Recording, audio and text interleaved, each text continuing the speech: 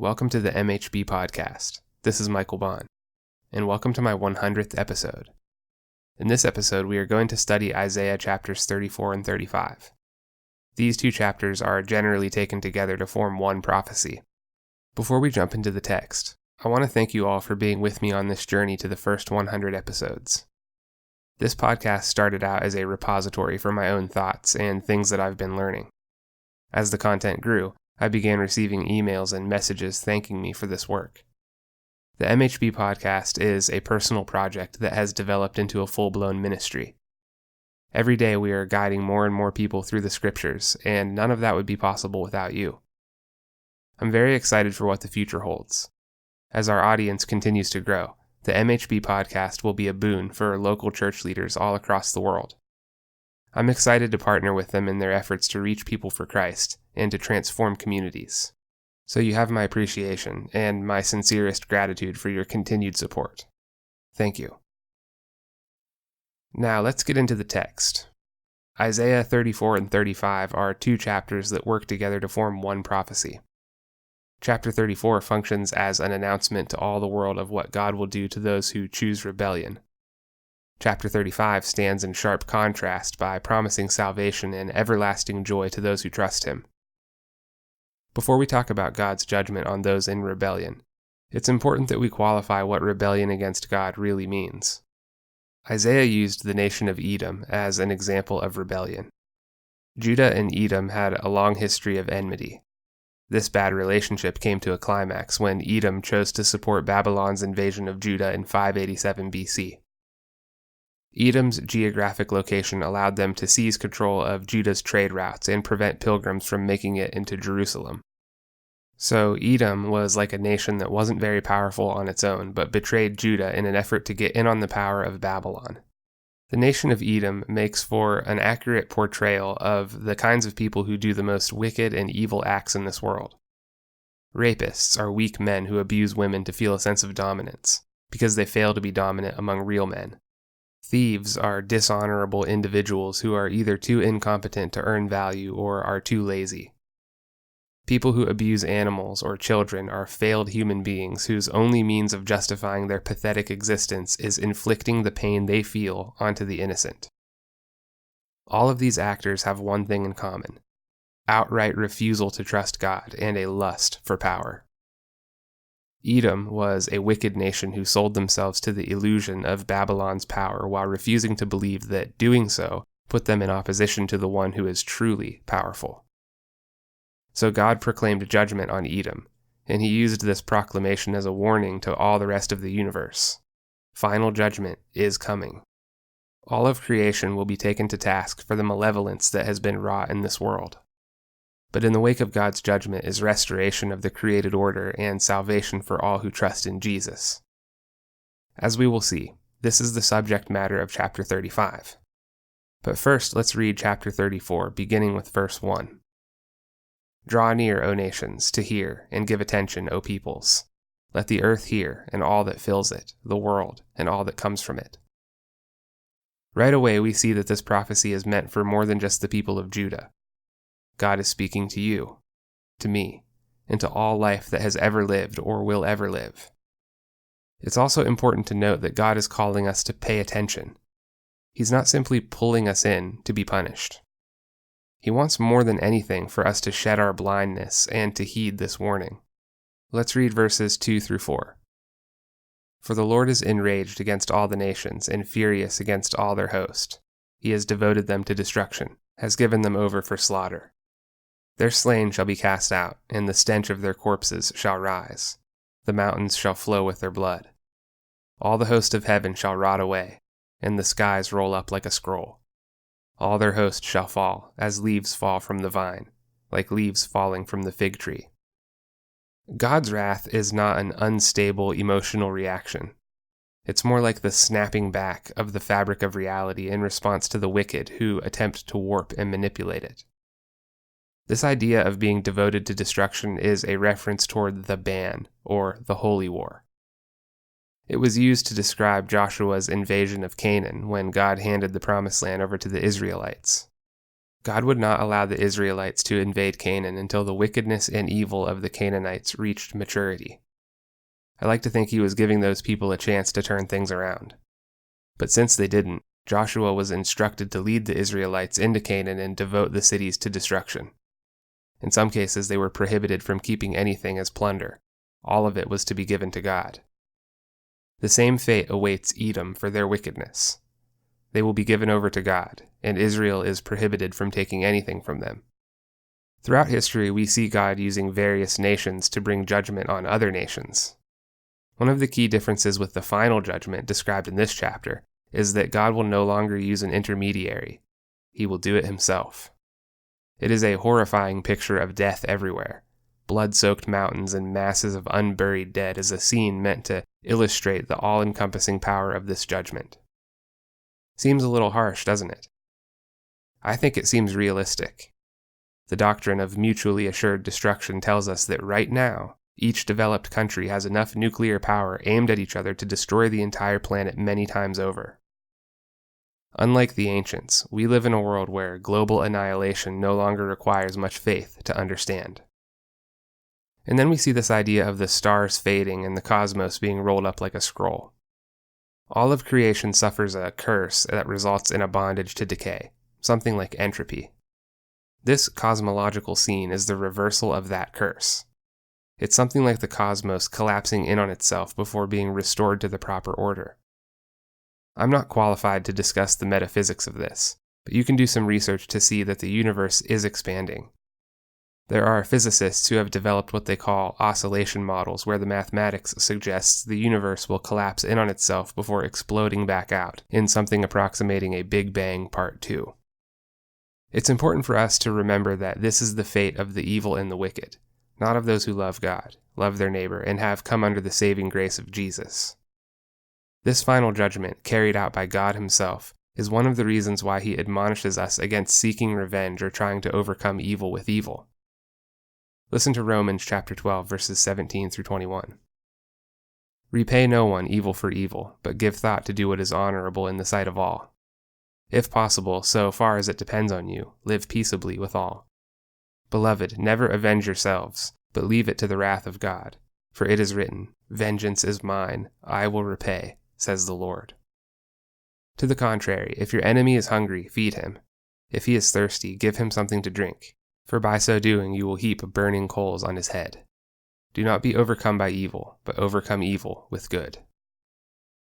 God's wrath is unpleasant to think about until you've been touched by malevolence or someone you love has been touched by malevolence. Reality is that you are made in God's image, and so when an evil person hurts you, not only will God's wrath become pleasant to think about, but more than likely you will want to exact it yourself. You crave justice. God, in his infinite grace and wisdom, has called you to love and forgive your enemies, because you don't have what it takes to judge them properly. Let's read verses 5 through 7. For my sword has drunk its fill in the heavens. Behold, it descends for judgment upon Edom, upon the people I have devoted to destruction. The Lord has a sword. It is sated with blood. It is gorged with fat, with the blood of lambs and goats, with the fat of the kidneys of rams. For the Lord has a sacrifice in Bozrah, a great slaughter in the land of Edom. Wild oxen shall fall with them, and young steers with the mighty bulls. Their land shall drink its fill of blood, and their soil shall be gorged with fat. Well, that's not a pretty picture. Bozrah was the capital city of Edom. Isaiah used the imagery of sacrificial animals being slaughtered to convey to his listeners that God's judgment was about payment for sins. Sinful people abused the sacrificial system of the Old Testament to suggest they could do whatever they wanted as long as they went through the atonement rituals to cleanse themselves of their sins. They put their faith in the rituals instead of putting it in God. They failed to see that animal sacrifice is never what God wanted. He just used it as a means of creating and maintaining humble, obedient hearts in his people. Isaiah's illustration of the massacre of sacrificial animals was a metaphor meant to display that no amount of ritual or religion could save them from the wrath of God. For us, the implication is that the only way to be saved from judgment is to take refuge in the true sacrifice of Christ. Let's read verses 8 through 15. For the Lord has a day of vengeance, a year of recompense for the cause of Zion. And the streams of Edom shall be turned into pitch, and her soil into sulfur. Her land shall become burning pitch. Night and day it shall not be quenched, its smoke shall go up forever. From generation to generation it shall lie waste, none shall pass through it forever and ever. But the hawk and the porcupine shall possess it, the owl and the raven shall dwell in it. He shall stretch the line of confusion over it, and the plumb line of emptiness. Its nobles, there is no one there to call it a kingdom, and all its princes shall be nothing. Thorns shall grow over its strongholds, nettles and thistles in its fortresses. It shall be the haunt of jackals, an abode for ostriches. And wild animals shall meet with hyenas. The wild goat shall cry to his fellow. Indeed, there the night bird settles and finds for herself a resting place. There the owl nests, and lays and hatches, and gathers her young in her shadow. Indeed, there the hawks are gathered, each one with her mate. The people of Edom cheered and assisted the Babylonians as they destroyed Jerusalem. They thought their clever diplomacy and dishonorable conduct had won them the power they so desired. But really it has just led to this: utter desolation. When you walk away from God, you walk away from order. The only options left for you are chaos or pathological order, which will inevitably break back down into chaos. So when we see God stretch the line of confusion and the plumb line of emptiness over Edom, it's a picture of their civilization returning to the chaos from whence it came. The Hebrew words used here are tohu and bohu, which appear in the second verse of the Bible to describe the world before God ordered it and filled it with life. Some translators would suggest that this scene of eternal burning is a picture of hell. They go further to say that the wild, unclean animals are used as metaphors for evil spirits and demons who inhabit this place. These scholars claim that the night bird is a picture of the Jewish demon Lilith. This would be the only mention of Lilith in the Old Testament, and nearly all of what we know about her is apocryphal, so it should be accepted with caution. It's likely that Isaiah was simply using the mythological character to deliver a point to his listeners.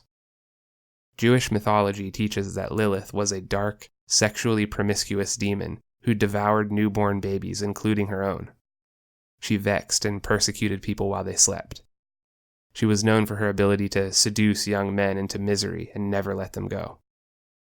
It's possible that Isaiah is referencing hell in this passage, but I think it's also possible that hell is the only proper analogy for what had happened to Edom. Total destruction of this nation meant that the land was rendered uninhabitable to human beings. All that could dwell there were wild animals. Once again, we are reminded of nuclear fallout. The social constructions once considered so important were gone. Much sought-after nobility no longer existed because there was nothing left to rule over. The trusted, impenetrable strongholds and fortresses became empty ruins. There's a lesson for us here. It's never a good idea to compromise your integrity for social or hierarchical advancement. If enough people within a population do this, the entire thing rips itself to pieces, and that which you coveted is torn away from you. You will have lost the power you desired and possibly have lost yourself along the way. Let's read verses 16 and 17. Seek and read from the book of the Lord. Not one of these shall be missing. None shall be without her mate. For the mouth of the Lord has commanded, and his spirit has gathered them. He has cast the lot for them. His hand has portioned it out to them with the line. They shall possess it forever. From generation to generation they shall dwell in it. Isaiah has called attention to the wild animals that will come to inhabit Edom after God's judgment. This was to show his listeners that the words he spoke had been given to him by God. The Edomite civilization would be gone, and the land would return to the wild. It was an appeal to God's authority for the truthfulness of his words. If the people didn't believe Isaiah, one day they would find out for themselves. And that brings us into chapter 35, where we shift away from the horrific scene of God's judgment and toward the salvation of all who are reconciled to God through Jesus Christ. This scene shows us how the approach of God and the full revelation of his holy presence results in the transformation of the cosmos and of the people who are saved by grace through faith. Let's read verses 1 and 2. The wilderness and the dry land shall be glad, the desert shall rejoice, and blossom like the crocus. It shall blossom abundantly and rejoice with joy and singing. The glory of Lebanon shall be given to it, the majesty of Carmel and Sharon. They shall see the glory of the Lord, the majesty of our God. To Isaiah's audience, these verses would mean that Edom's destruction ushered in a time when the previously contested lands would be able to thrive free of Edomite pressure. Judah and Edom fought over land south of the Dead Sea called the Arabah. It was a dry wilderness, but sometimes shepherds would go there with their flocks, hoping it would rain. With Edom gone, Isaiah predicted that this land would become as verdant as the forests of Lebanon and as lush as the fields of Sharon and Carmel. Reading these verses today carries a new meaning. We see that the creation itself blossoms, rejoices, and sings with joy at the approach of its Creator. God's reversal of the curse in combination with His divine presence will cause the land to burst forth with life and joy. The redeemed people will look upon God fully revealed and experience His glory and His majesty. Let's read verses 3 through 7. Strengthen the weak hands and make firm the feeble knees. Say to those who have an anxious heart, be strong, fear not. Behold, your God will come with vengeance, with the recompense of God. He will come and save you. Then the eyes of the blind shall be opened, and the ears of the deaf unstopped. Then shall the lame man leap like a deer, and the tongue of the mute sing for joy. For waters break forth in the wilderness, and streams in the desert. The burning sand shall become a pool, and the thirsty ground springs of water. In the haunt of jackals where they lie down, the grass shall become reeds and rushes. These verses are an assurance for those in the midst of struggle. Having doubts and being depressed doesn't make you any less one of God's children. It just means that you might need some help, and you might need to be strengthened by those who can offer encouragement. God is committed to you, even when you don't feel so committed to Him. It is from His commitment that you can draw strength when you have no strength of your own. In addition to drawing strength from God's commitment to you, you can also find hope in His faithful promise that He will save you. Do what you can to rest in that promise and allow your anxiety to melt away. God's approach and restoration heals the people who are with Him. The blind see, the deaf hear, the lame get up and walk. Those who are mute will sing for joy. Jesus performed these inaugural miracles during His first coming to earth. God tends to show us small-scale precursors to universal things which are to come. Judgment worked this way in the Old Testament, and miracles of restoration carried the same theme in the New Testament. Jesus healed when He walked the earth, because when He redeems the entire creation, all will be healed. God's salvation will bring both spiritual well-being and physical wholeness. Let's read verses 8 through 10. And a highway shall be there, and it shall be called the way of holiness. The unclean shall not pass over it.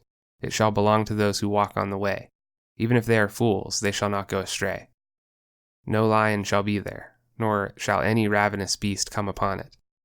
They shall not be found there, but the redeemed shall walk there.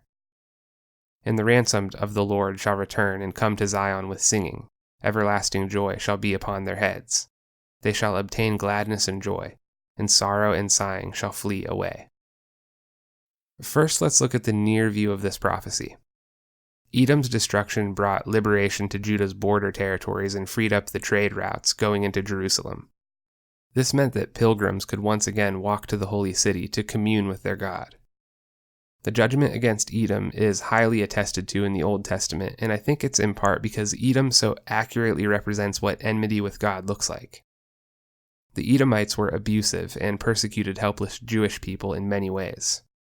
They expropriated the best land from local residents in Palestine. They collected tolls from commerce on the highways. They harassed pilgrims who were trying to walk to Jerusalem and made the journey very dangerous, if not impossible. As a crescendo to their acts of evil, the Edomites sold themselves to the Babylonians and helped them destroy Jerusalem. They laughed at Judah and kicked them while they were down. These traits are so clearly indicative of modern people who live in rebellion to God. A person given over to these kinds of evil actions is by definition a person who must be devoid of the fruit of the Spirit. So the Edomites, like those who lived their lives in rebellion, faced judgment. In these final verses, we see a highway called the way of holiness. Some scholars suggest this points to the highways running into Jerusalem which had been liberated from the Edomites. Other scholars take a distant view of this prophecy and suggest that it is describing an eschatological highway that the redeemed will use to travel to Jerusalem to see God after Christ returns. The way of holiness will be so clearly marked that even fools will not miss it. I take a lot of comfort in that idea. It makes me believe that those who go on to everlasting life with God are those whose hearts were with Him, even if their heads were too muddled to realize it. God isn't going to trick you into spending eternity apart from Him. In these chapters, we saw that God's judgment is only the first scene in His greater redemptive plan. God clears the world of the ungodly in order to prepare the creation for its final restoration. When He approaches, His divine presence fully revealed, the entire universe erupts with joy and everlasting life. If you enjoy this podcast, please rate it on Apple Podcasts. You can find the link on my website. You can follow the MHB Podcast on Facebook or Twitter at MHB Podcast. Tell your friends about it and share it on social media. With your help, we can bring this work to those who need it, and God willing, we will change the course of their lives. If you'd like to support my work directly, you can do so at www.patreon.com/Michael H. Bond. There is a link in the description. Your generosity goes a long way to promoting the growth of this enterprise and the cause of free speech. Thank you all for joining me, and I will see you in the next episode.